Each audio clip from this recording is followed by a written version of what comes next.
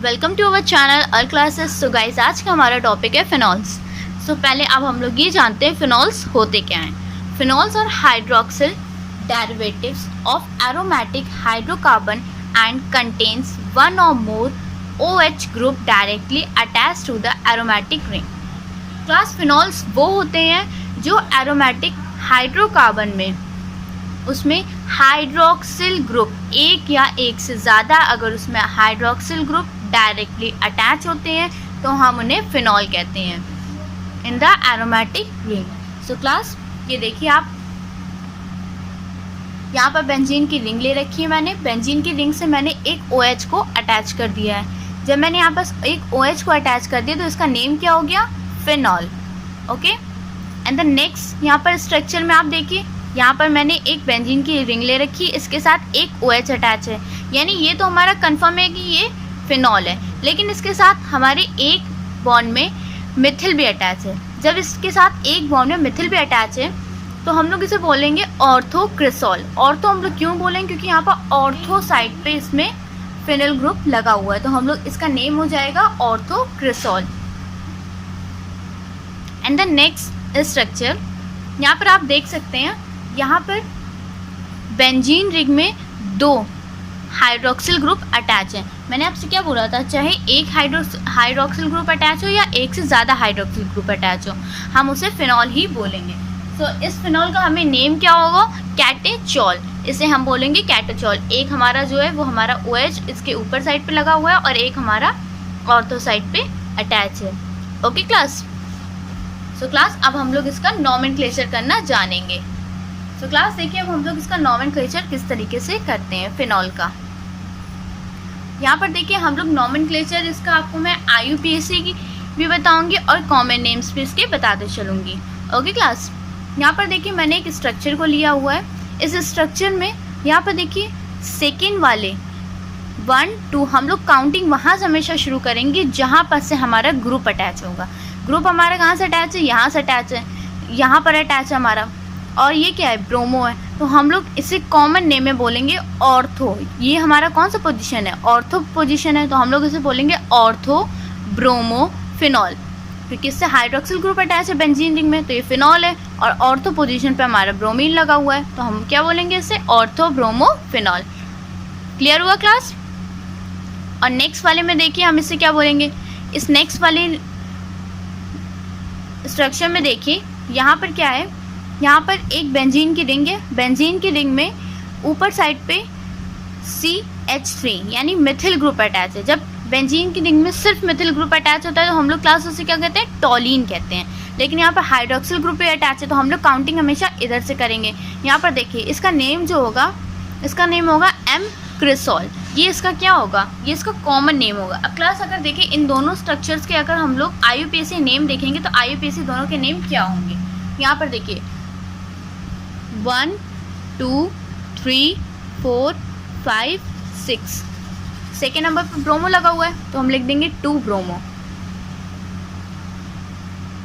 2 bromo. फिर phenol है 2 bromo और 1 हाइड्रोक्सी है, तो हम लोग इसे लिख देंगे 2 ब्रोमो 1 हाइड्रोक्सी फिनॉल। फिनॉल अब नहीं लिखेंगे, अब हम इसे लिखेंगे बेंजीन।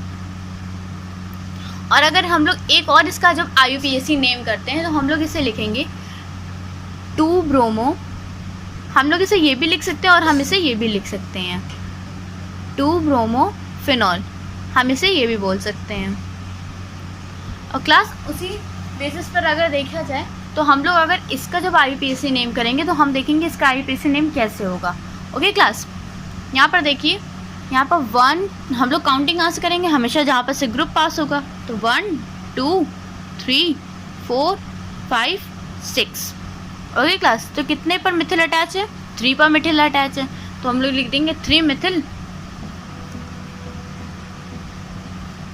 3 Mithil 1 hydroxy, 1 hydroxy. और क्या है? बेंजीन रिंग है तो हम लिख देंगे बेंजीन। क्लियर हुआ क्लास? हम लोग इसे कैसे करेंगे? उसके बाद देखिए क्लास, यहाँ पर एक और जो नेम होगा इसका वो क्या होगा, वो होगा इसका 3-मिथिल फिनॉल, 3-मिथाइल फिनॉल। इसका हम लोग ये IUPAC हम लोग ने नेम लिख दिया। ओके क्लास, आपको इन दोनों के IUPAC नेम और कॉमन नेम क्लियर हो गए। सो क्लास हम लोग आगे चलते हैं। आगे मैंने बहुत सारे स्ट्रक्चर्स ले रखे हैं, वहाँ पर मैं आपको क्लियर करती चलूँगी कि कैसे कैसे है ये। ओके, यहाँ पर आप देख सकते हैं इसमें, ये देखिए क्लास, यहाँ पर कुछ स्ट्रक्चर्स मैंने लिए हुए हैं और इन स्ट्रक्चर्स का मैं IUPAC भी नेम करूँगी और मैं कॉमन नेम भी करूँगी। ओके क्लास, सो क्लास यहाँ पर देखिए मैंने बेंजीन की रिंग में पैरा सब्स्टिट्यूटेड साइड पर मैंने 2 हाइड्रोक्सिल ग्रुप को अटैच कर दिया है। अब जब यहाँ पर मैंने 2 हाइड्रोक्सिल ग्रुप को अटैच कर दिया है तो यहाँ देखिए इसको हम लोग कॉमन नेम में बोलते हैं क्यूनॉल। कहीं पर भी अगर आपको ये स्ट्रक्चर दिख जाएगा तो इसका नेम हो जाएगा क्यूनॉल। लेकिन वहीं पर अगर हम लोग इसको IUPAC नेम में देखा जाएगा तो IUPAC इसका क्या हो जाएगा, ये देखिए क्लास 1, हम लोग चाहे काउंटिंग यहाँ से करें यहाँ से करें क्योंकि दोनों सेम हाइड्रोक्सिल ग्रुप हैं। So 1 2 3 4 5 6। Okay class, so there is 6 carbon and the first carbon there is hydroxyl group is attached and the 4 carbon there is hydroxyl group is attached. So we write 1,4 dihydroxy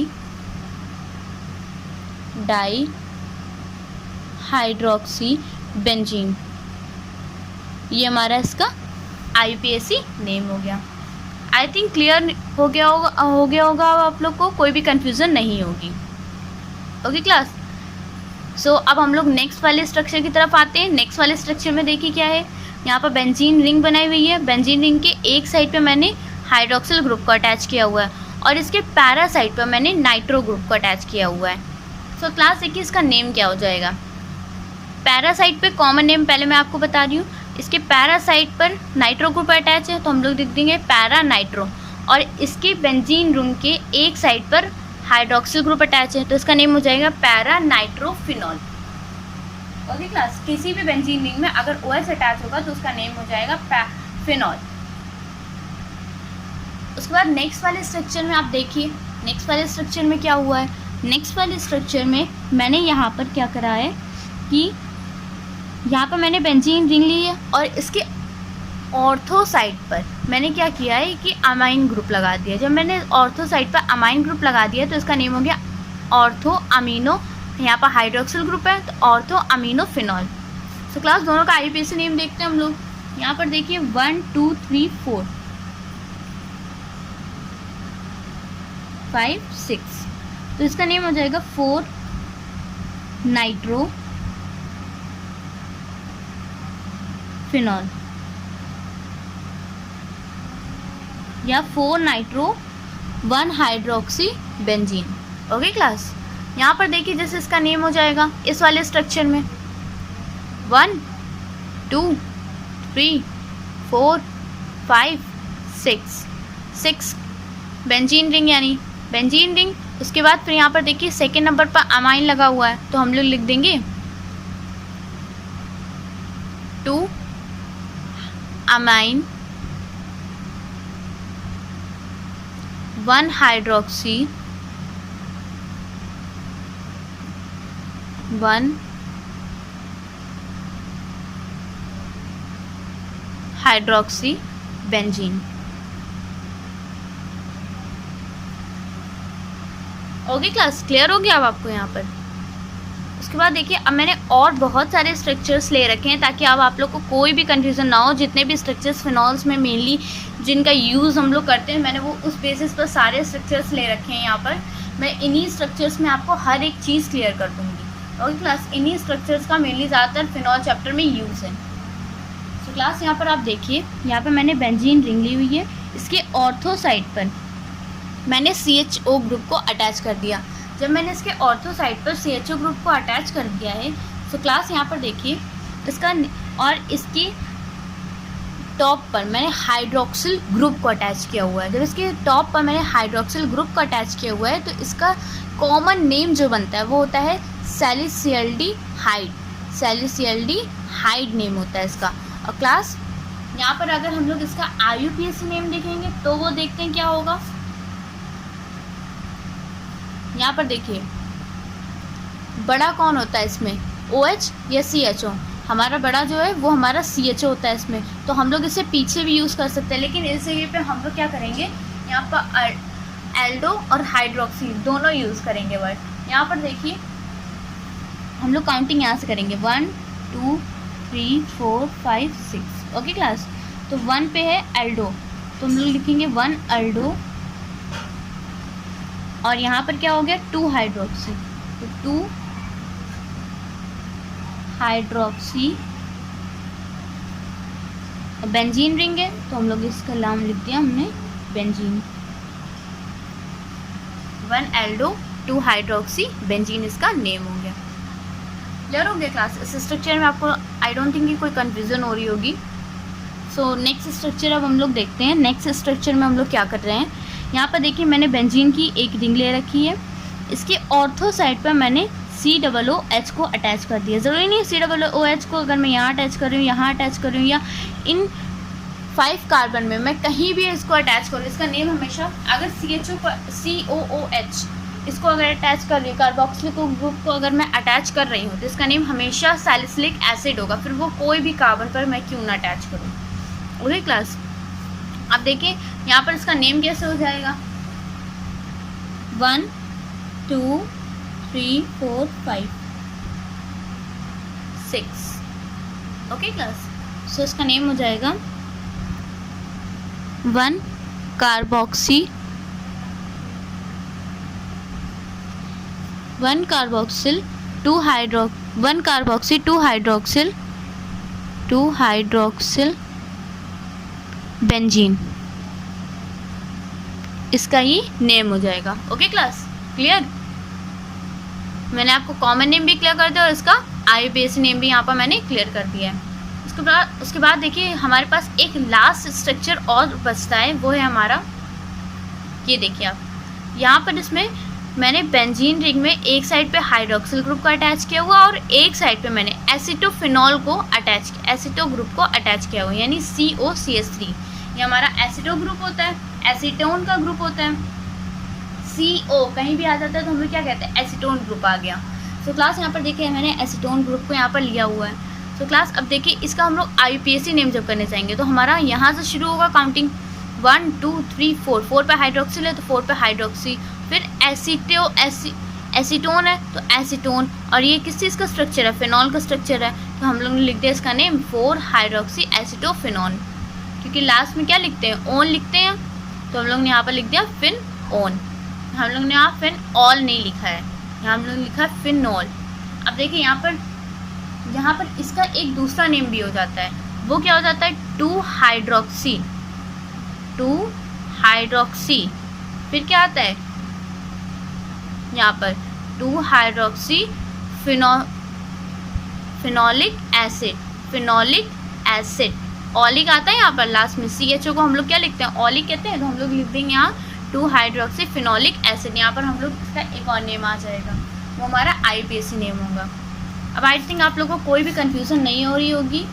ये जितने भी structure है इसमें आप लोग को पूरी की पूरी प्रॉब्लम आपकी यहीं पर शॉर्ट आउट हो गई होगी कि हम लोग इसका नॉमेनक्लेचर कैसे करेंगे और हम लोग इसको कॉमन नेम्स में क्या बोलते हैं। मेनली बस इन्हीं स्ट्रक्चर्स को ज़्यादातर फिनॉल चैप्टर में यूज़ किया गया, इसीलिए मैंने कुछ स्ट्रक्चर्स ऐसे लिए हैं जो ज़्यादातर फिनॉल चैप्टर में यूज़ हैं, और इन्हीं बेसिस पर आपका फिनॉल चैप्टर पूरा हो जाएगा।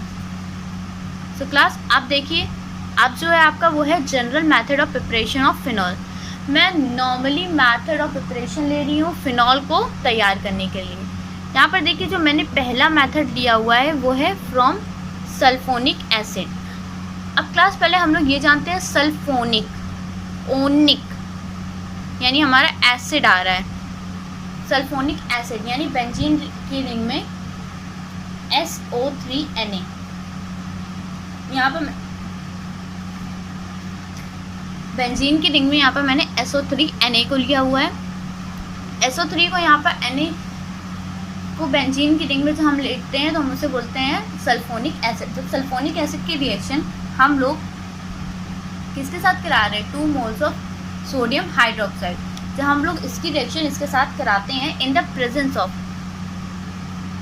फ्यूज़न, यानी हम लोग एक तरीके से क्या कर रहे हैं, इसे पूरी तरीके से डिस्ट्रॉय कर रहे हैं। ओके क्लास, डिस्ट्रॉय का मतलब ये है कि जैसे ये जो होता है ये हमें बहुत ही जैसे बहुत डार्क क्वांटिटी में हमें मिलता है, ये चीज़ जो होती है हमें बहुत ही ज़्यादा डार्क क्वांटिटी में मिलती है। और जैसे किसी चीज़ को बेस में डाल करके उसको एक तरीके से हटा देना पूरा, तो वो जो हम करते हैं इसमें, तो उसमें हम लोग को टेम्परेचर कितना देना पड़ता है, 573 से केल्विन से लेकर के 623 केल्विन जो हम देते हैं इसे, तो हमें मिलता क्या है, सोडियम फिनॉक्साइड। इसका जो O है वो क्या होता है, इसके Na के साथ अटैच होकर के यहाँ पर सोडियम फिनॉक्साइड बना लेता है। और ये जो Na, ये Na के 2 मॉलिक्यूल्स हैं, तो ये Na2SO3 अलग कर देता है और वाटर को अलग कर देता है। Na2SO3 होता क्या है, sodium sulphonate acid, sodium sulphonate यहाँ पर ये हो गया। ओके क्लास, उसके बाद इसकी रिएक्शन हम लोग सोडियम फिनॉक्साइड की रिएक्शन फिर से हम लोग किसके साथ कराते हैं, HCl के साथ कराते हैं। जब हम इसकी रिएक्शन फिर से HCl के साथ कराएंगे तो हमें मिलेगा क्या, फिनॉल, और हमें बनाना क्या था, फिनॉल। सो क्लास अब देखिए, आप देख सकते हैं कितनी आसानी मेथड से मैं आपको बता रही हूँ कि सल्फोनिक एसिड से किस तरीके से मैं 2 स्टेप में आपको कितनी अच्छे से क्लियर हो गया कि सल्फोनिक एसिड से हम लोग फिनॉल को किस तरीके से बना सकते हैं। और क्लास ये ऐसा एक सोडियम फिनॉक्साइड से हम लोग काफ़ी चीज़ें बना सकते हैं। आगे जब अब मैं आपको कन्वर्जन पढ़ाऊंगी फिनॉल के, तो उसमें आपको क्लियर करूँगी कि सल्फोनिक एसिड हमारा कितना ज़्यादा काम का एक एसिड है, सोडियम फिनॉक्साइड हमारा कितना काम का है, कि यहाँ पर देखिए हम लोग सोडियम फिनॉक्साइड से कितनी तरीके से हम बना सकते हैं। ओके क्लास, और इसके साथ ही हमारा क्या निकल जाता है, सोडियम क्लोराइड हमारा बाहर हो जाता है। क्लास अब नेक्स्ट जो रिएक्शन है वो है हमारी फ्रॉम डाइजोनियम सॉल्ट। हम लोग जो प्रिपरेशन करेंगे वो हम लोग डाइजोनियम सॉल्ट से बनाएंगे। क्लास डाइजोनियम सॉल्ट होता क्या है कि बेंजीन की रिंग में N2Cl, ये हमारा होता है डाइजोनियम सॉल्ट। जब हम इसकी reaction sodium benzene diazonium chloride की रिएक्शन वाटर के साथ कराते हैं इन the presence of dilute H2SO4, किसके साथ करा रहे हैं, डाइल्यूट H2SO4 के प्रेजेंस में जब हम कराते हैं और उसे हीट करते हैं तो हमारा क्या मिलता है, फिनॉल मिल जाता है, और N2 जो है वो बाहर हो जाता है और HCl हमारा फॉर्म हो जाता है। क्लास हमारे फिनॉल चैप्टर में डाइजोनियम क्लोराइड का भी बहुत बड़ा रोल है। यहाँ पर आप देखिएगा कि आगे इससे बहुत सारे कंपाउंड्स हम बनाते हैं, सोडियम फिनॉक्साइड भी हम इससे बना सकते हैं। आप आगे देखिएगा कि हम किस तरीके से इसमें बना रहे हैं। ओके क्लास, तो क्लास आई डोंट थिंक कि आप लोग को आपको कन्फ्यूज़न होगी फ्रॉम डाइजोनियम सॉल्ट में कि हम लोग बेंजीन डाइजोनियम क्लोराइड लेंगे, उसको वाटर में मिक्स करेंगे, डाइल्यूट H2SO4 की प्रेजेंस देंगे और उसे हीट कर देंगे और हमारा क्या बन जाएगा, सीधे सीधे फिनॉल बन जाएगा। नाइट्रोजन डाइऑक्साइड और HCl गैस जो है वो एवापोरेट हो जाएगी। सो नेक्स्ट जो है वो हमारा क्लास है फ्रॉम फिनोलिक एसिड। हम लोग इससे रिएक्शन किस तरीके से करते हैं ये हम देखते हैं। यहाँ पर देखिए सोडियम सैलिसिलेट हम लोग ने लिया हुआ है, COONA, सोडियम का यहाँ पर मॉलिक्यूल है, तो सोडियम सैलिसिलेट है। मैं आपको बता चुकी हूँ किस तरीके से सैलिसिलेट है, अभी पिछले मैं जब नॉमेनक्लेचर करा रही थी तो वहाँ पर मैंने आपको क्लियर किया हुआ है। Plus 2NaOH, 2 moles of sodium hydroxide के साथ जब हमने इसकी रिएक्शन कराई in the presence of CaO as a catalyst है। यहाँ पर जब मैंने इसके प्रेजेंस में इसे हीट किया तो यहाँ हमें मिला क्या, sodium phenoxide.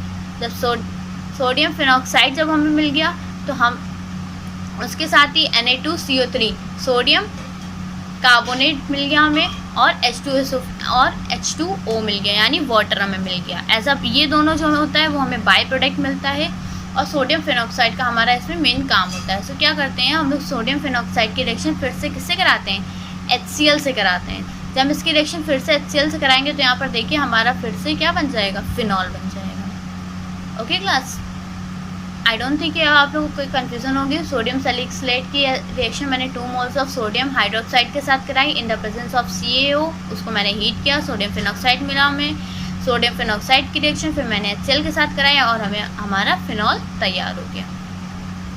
So class next वाले में देखिए मैंने क्या किया हुआ है, फ्रॉम ग्रिग्नार्ड रिएजेंट। यहाँ पर मैंने ग्रिग्नार्ड रिएजेंट के साथ इसकी रिएक्शन कराई हुई है। ग्रिग्नार्ड रिएजेंट की रिएक्शन मैं कई बार करा चुकी हूँ और अब आप लोग को तो बहुत ईजी लग रही होगी। बल्कि अब देखिए, ग्रिग्नार्ड रिएजेंट की रिएक्शन मैंने हाफ मॉलिक्यूल्स ऑफ ऑक्सीजन से कराई है इन द प्रेजेंस ऑफ ईथर। मैंने ईथर की इसमें प्रेजेंस दी हुई है। जब मैंने ईथर की इसमें प्रेजेंस दी हुई है तो यहाँ पर देखिए OMgBr, इसका जो एक ऑक्सीजन है वो इसके साथ अटैच हो जाता है और हमें मिल जाता है MgBr यहाँ पर बेंजीन की रिंग के ऊपर। उसके बाद फिर हम लोग क्या करते हैं, इसका जाहिर सी बात, उसके बाद हम लोग फिर हमेशा हाइड्रोलिसिस करते हैं। हमने फिर से हाइड्रोलिसिस कर दिया तो हमें क्या मिल गया, हमारा फिनॉल मिल गया। फिनॉल मिल गया और मैग्नीशियम का हमेशा क्या मिलता है, हमें कॉम्प्लेक्स कंपाउंड मिलता है। तो यहाँ पर आप देख सकते हैं मैग्नीशियम का हमें कॉम्प्लेक्स कंपाउंड यहाँ मिल गया और हमारे यहाँ फिनॉल तैयार है। आई डोंट थिंक कि आप लोग को जितनी भी मैंने general method of preparation of phenol बताई है उसमें आप लोग को कोई भी कन्फ्यूज़न हो रही होगी। अगर आप लोग को कोई भी कन्फ्यूज़न हो रही है तो आप कमेंट में बोल सकते हैं। और अब जो नेक्स्ट टॉपिक हमारा होगा वो है हमारा फिजिकल प्रॉपर्टीज़ ऑफ फिनॉल। आज के लिए थैंक यू क्लास।